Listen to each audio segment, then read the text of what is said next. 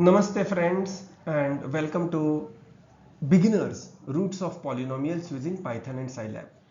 So till now we have got used to what is Python, what is Colab, what is SciLab, and now it's time to jump inside and find out solving the real problems. So here onwards we will be solving 100 plus problems of different types of problems, all using Python and SciLab.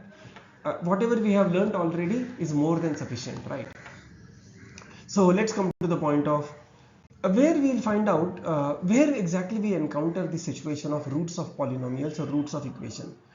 This is very apt situation in all the engineering and sciences. Here are some of the applications.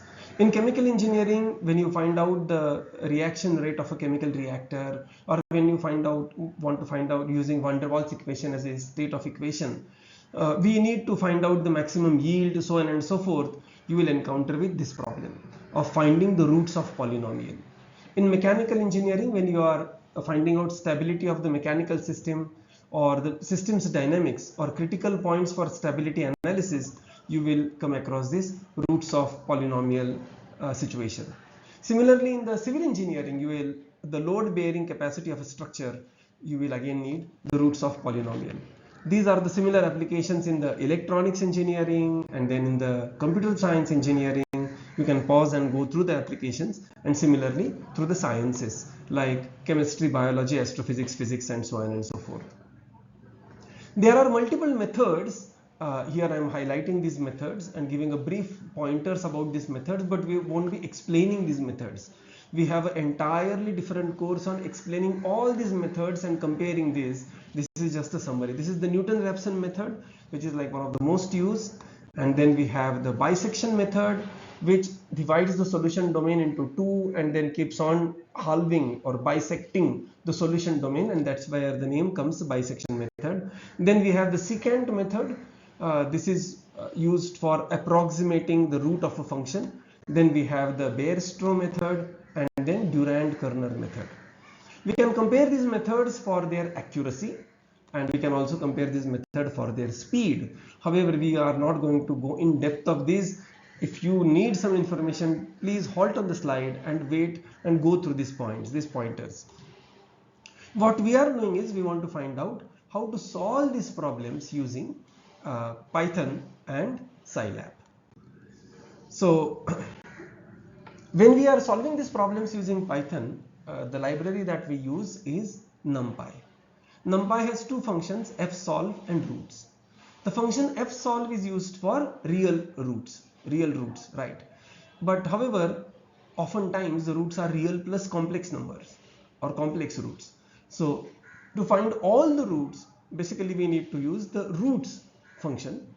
So by default, we will be using roots function in NumPy, except when you have some trigonometric function, that time we will be using fsolve. We are seeing the examples of all these types.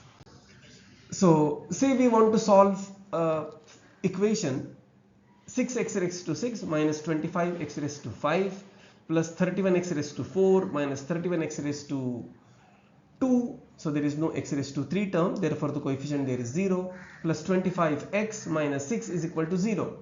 Don't fret, we are going to solve these problems step by step in the next tutorial. Here just there is an introduction. Then what we do is that we define a coefficient matrix, and after defining coefficient matrix, we have already imported NumPy, and we invoke the function roots, and it will find out the number of roots. Because this is the sixth order equation here, you are finding the 6 roots. So SciLab, the steps are quite similar. Again here as well, we create an array of coefficient, invoke the function, and display the roots. So here is the parallel program in SciLab. Again there is a coefficient, then we are invoking the roots function, and then we are displaying the roots, and here you see the roots on the right hand side. If you have a single order equation where there is a trigonometric x, sin x, cos x, so on and so forth is used, then we need to define the function, and that time basically we use the fsolve function. So how we use it? In Python we import NumPy, fsolve and math function.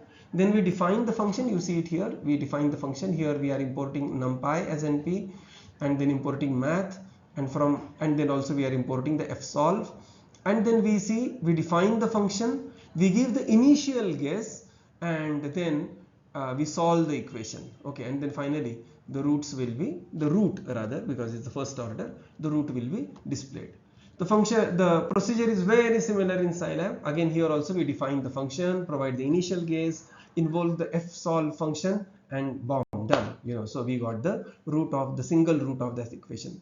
So the same problem is being solved using Python and SciLab, and in the next tutorial we will be seeing 10 plus problems solved using Python and SciLab, and I will be also providing you 10 plus problems as the homework, so that don't kindly just use this as the watching exercise. No, you have to watch, and at the same time you have to code.